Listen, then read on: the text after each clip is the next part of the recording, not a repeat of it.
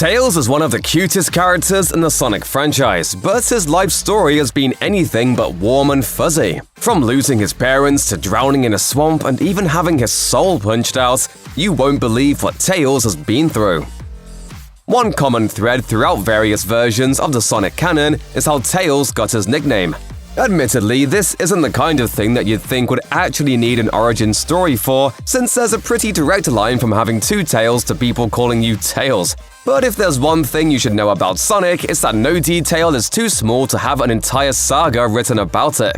In real life, there's actually a pretty interesting story here. Originally, designer Yasushi Yamaguchi created Tails when Sonic Team decided that their spiny blue hero needed a sidekick. He wanted to just call him Miles Prower.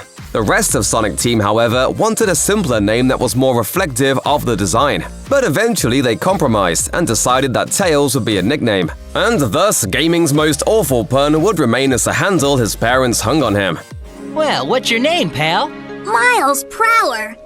But my friends call me Tails. In the British Sonic the Comic, however, along with Sonic X and a few other versions of the story, Tails was the name he got from bullies who picked on him for being a, quote, twin-tailed freak. In other words, Tails' name has the exact same origin as Daredevil from Marvel Comics, along with the added bonus that it's the only thing that Sonic, Tails' best friend and hero, ever calls him.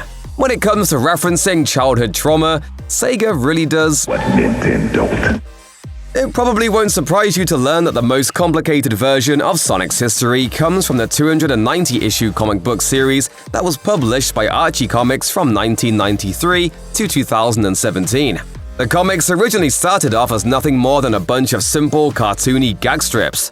However, it wasn't long before Sonic's popularity led the series to have the kind of ridiculous, echidna-filled continuity that makes X-Men look like Nancy Drew. The original story of how Dr. Robotnik came into power is the kind of complex backstory that requires you to go at least 5 pages deep into a fan wiki if you really want to understand it. Trust us on that one, we know from experience, but here's the SparkNotes version. After centuries of ill will, there was a 5-year conflict between mutated humans and anthropomorphic animals called the Great War.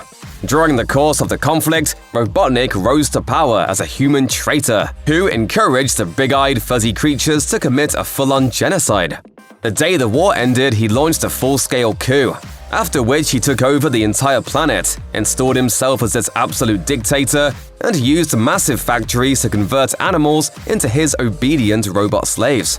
That's the context for Miles Tails Prower's birth, like that specific day. In the canon of the Archie series, Tails was born on the day of Robotnik's takeover. This means he has never, not for one day in his life, known a world without endless conflict. The horrors of war didn't end with Dr. Robotnik's coup d'etat, and neither did their toll on Tails. One of the first casualties of the New Order was Amadeus Prower, Tails' father. At the moment of his son's birth, he was tossed into a roboticizer and turned into a cyborg. Before too long, Robotnik's SWATbot forces also showed up and dragged his wife Rosemary off for a similar fate, thus leaving Tails to be raised in an orphanage with the many other children who had lost their parents in the war.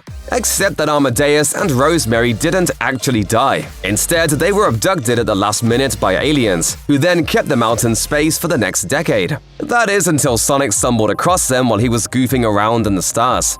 Tails grew up merely believing they were dead, which in its own way might be worse. Rather than being allowed to deal with the loss and move on, Tails is instead dragged right back into those feelings of abandonment once his parents turn up. For all the good he's done alongside Sonic, his existence truly is a tragic one. The comics are far from the only version of Tails and his tragic origin, though. There are plenty of different takes, like the otherwise kid-friendly and incredibly bizarre adventures of Sonic the Hedgehog cartoon. It aired in 1993, starred Jaleel White as Sonic, and was apparently made by people who decided that just having dead parents wasn't quite bad enough for everyone's favorite two-tailed fox. In the second episode of the cartoon, Tails' New Home, it's revealed that Tails had been homeless for quite some time.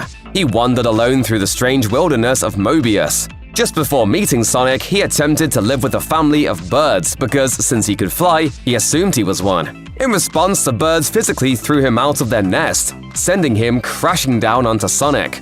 who just happened to be passing by. The good news, of course, is that this first meeting eventually led to Tails finding some form of acceptance and family with Sonic, leading to a long, enduring friendship.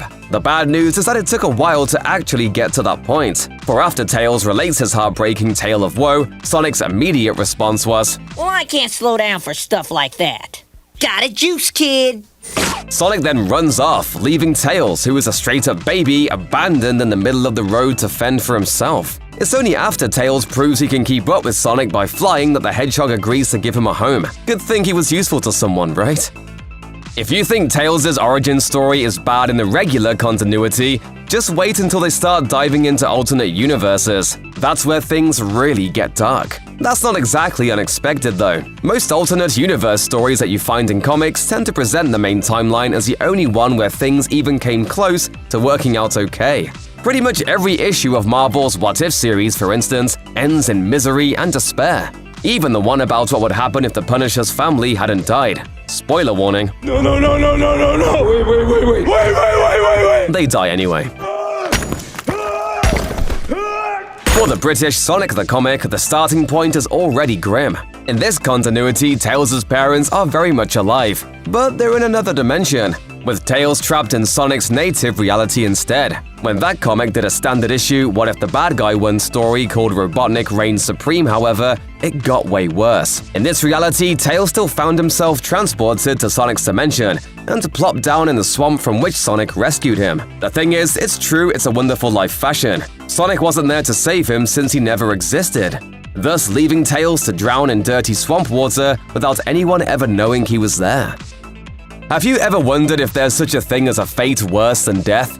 Well, you will if you read Sonic Universe, the Archie comic that's focused on the larger supporting cast of Sonic rather than the speedy blue hedgehog himself. Not because the comic is bad in and of itself, but because the series actually raises that very question. Sonic Universe issue 25 kicked off a story about Silver, one of many different hedgehogs that have spin-dashed their way into the franchise over the years.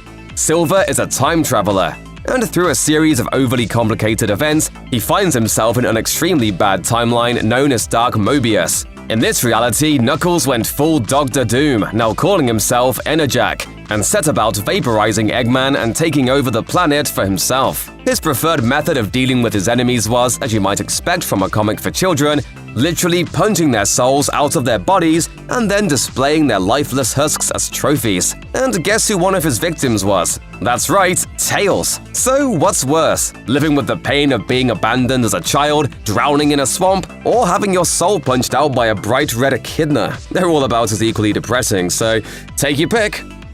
Okay, so the comics can get dark, but those are just weird offshoots of the games, right?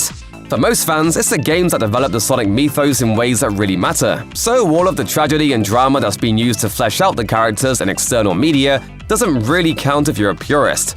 It's not like there's a game where, for example, Tails is forced to watch Sonic die and then has a complete nervous breakdown while blaming himself for it, unless of course you count 2017's Sonic Forces, where Sonic forces him to do pretty much that. This all happens in the tutorial level, no less. The game opens with a new villain called Infinite showing up and joining forces with Eggman's army. As his name implies, Infinite has an incredible amount of power, and at the start of the game he utterly destroys Sonic in a fight. As that happens, Tails can only look on helplessly, convinced that he's just watched Sonic die. That's not the case, of course. Very few developers kill off the character whose name is literally in the title of the game. But with Sonic captured and apparently tortured by Infinite for 6 months, all of Sonic's friends truly believe he's dead. Sonic is gone, Amy, and Tails has just lost it. Tails, of course, takes it the worst.